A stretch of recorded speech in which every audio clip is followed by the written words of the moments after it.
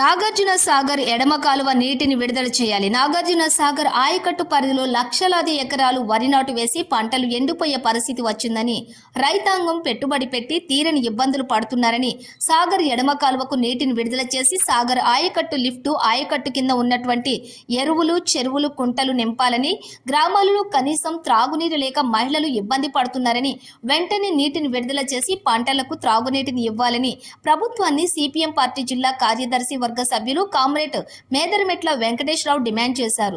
వెల్లిదండ, కోనయ్య, గూడెం గ్రామాలలోని ఎండిన పంట పొలాలకు సిపిఎం పార్టీ ఆధ్వర్యంలో రైతు సంఘం ఆధ్వర్యంలో పరిశీలించారు. ఈ కార్యక్రమంలో గరడేపల్లి మండలం రైతు సంఘం కార్యదర్శి యానాల సోమయ్య, ఉమ్మడి భిక్షయ్య, అమ్మడి భిక్షమయ్య, వీరయ్య, భాష, గుండెపూరి సైదులు, పుట్టల లక్ష్మయ్య, దుర్గయ్య, సత్యనారాయణ రైతులు పాల్గొన్నారు.